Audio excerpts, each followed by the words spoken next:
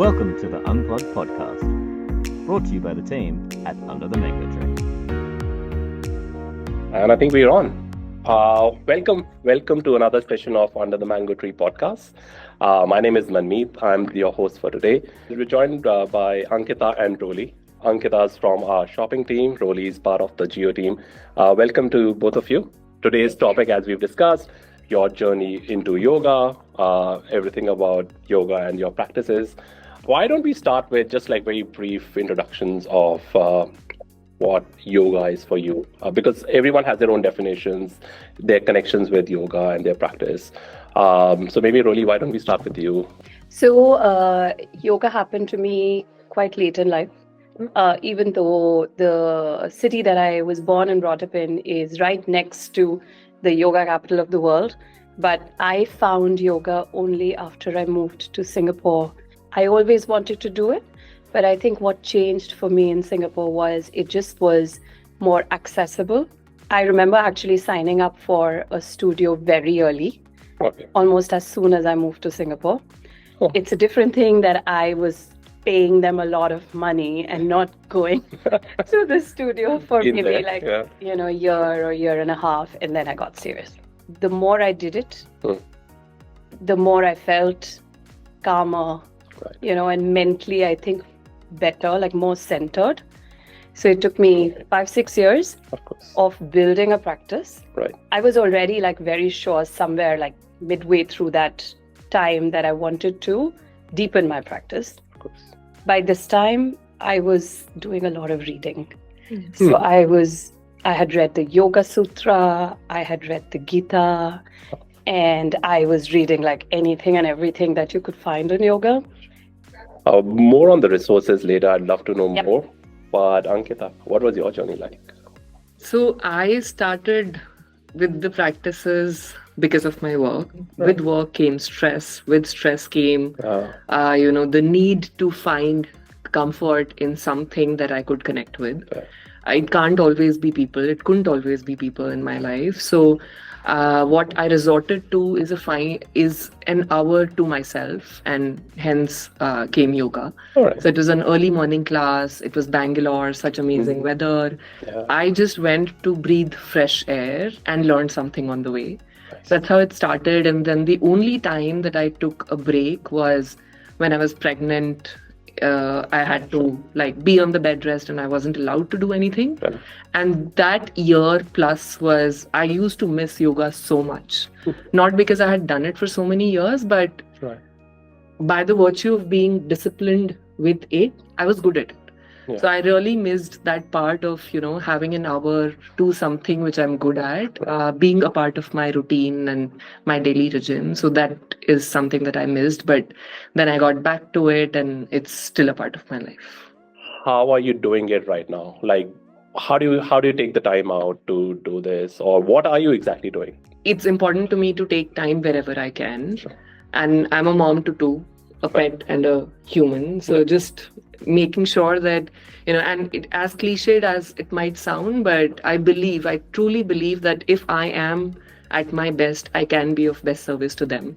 Sure. And I stand by that. Like, even when I have to cruelly leave my child with some support at home and go out to practice, I come back in a 2x more energetic zone and more into that situation with my child when I come back. So that inspires me to continue to be on that journey. Absolutely. Have you taken any online classes? I'm just trying to understand, for someone who is not able to find either the time or the resource and needs more flexibility, do they work? Have you tried them? No, absolutely. So throughout COVID, it was all online any which way. Right. And the good part about yoga and finding the right teachers is that they pace it well with you. Okay. So if you're an absolute newbie, it's a smaller class, smaller group classes. Sure. Obviously, it's hard for them to correct your postures, but it's still doable. Like, if you find the right guidance or the right teacher to work with, online is still doable. And Roli, you, how does it continue for you right now? So I think in my case, what over the last couple of years, what I'm trying to make peace with is that, your emotional, mental, physical needs and change, right? Year on year. And what works for you, I think, at one point of your life may not work for you the same way at another point of life. That's true. And I think personally for me, where I am, I'm finding that yoga definitely is a practice that, as I was saying earlier, has done a lot for me, yes, physically, but has done maybe more for me mentally and emotionally. So I think that piece of it is precious to me, and I'm trying to find time for that.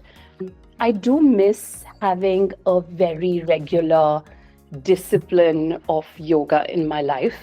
So every chance that I get, I actually at home just roll out my mat. I go to YouTube, Right.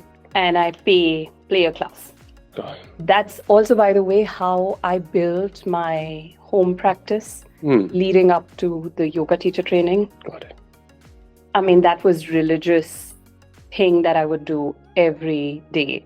So even if it were like 10 minutes, Right. my lead up to the yoga teacher training was, even if it were 10 minutes, I would roll out my mat and just practice. So it's not about, finding 60 minutes, but Right.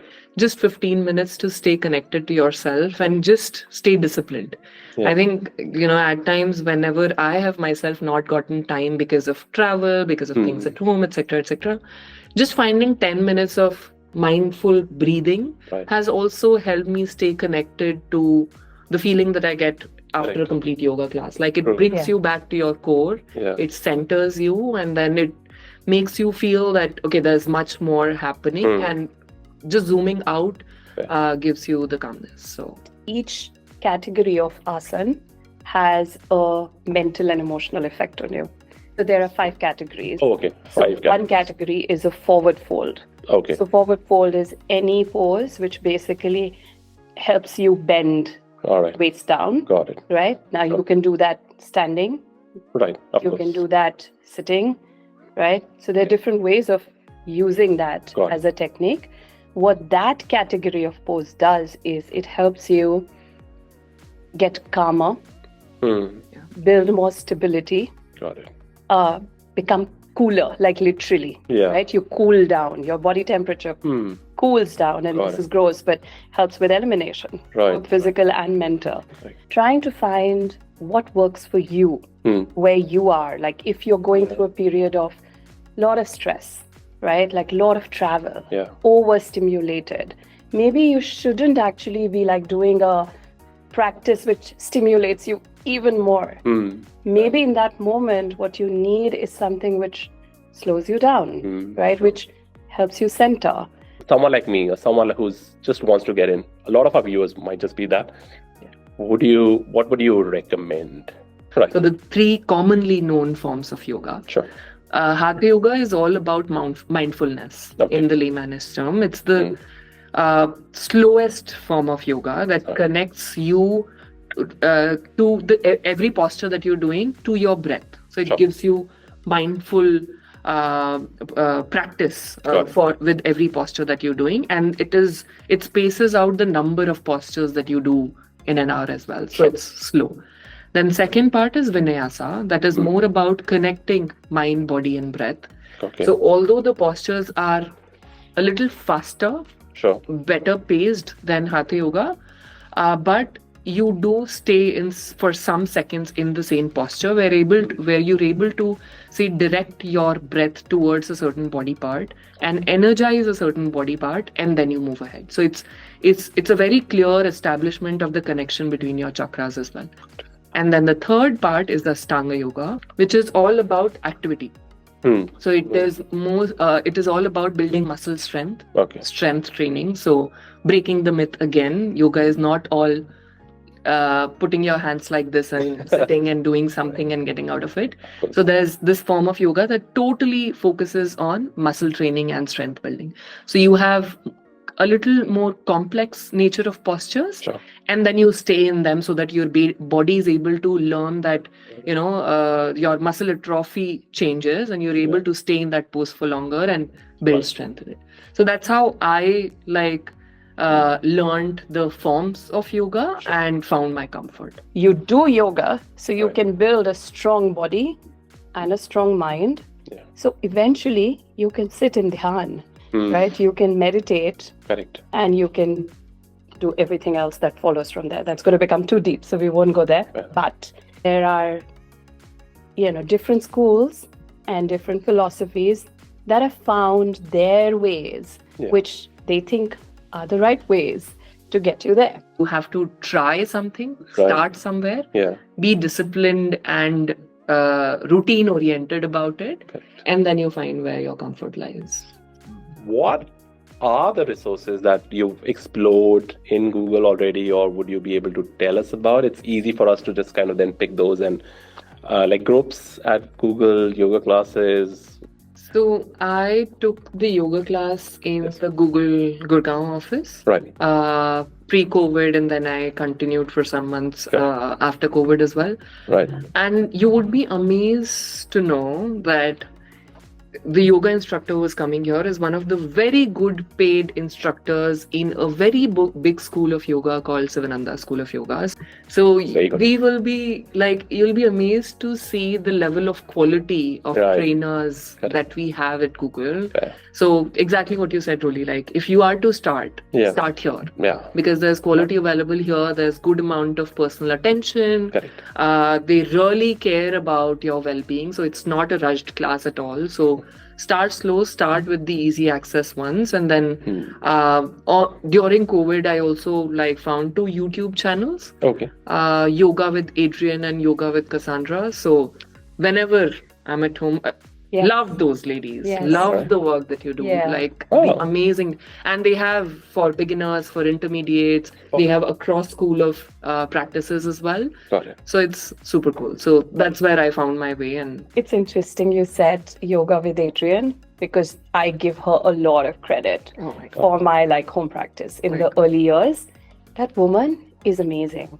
Oh, okay. And if you go explore her channel, Right. she's also a really good case study of an influencer who used a platform really well. So she's organized her classes by time, by condition. Oh, wow. And when I say condition, you'll find a class for yoga for when you're sick, yoga for when you're lazy, yeah. yoga for when you're going through a breakup. So I would highly recommend her too. Really want to say thank you for obviously you taking time for this podcast and just sharing so much information and resources. Absolutely. We enjoyed it. I think we had fun. Happy to. Namaste. Namaste. Namaste. Thanks for listening to the Unplugged podcast. Brought to you by the team at Under the Mango Tree. See you next time.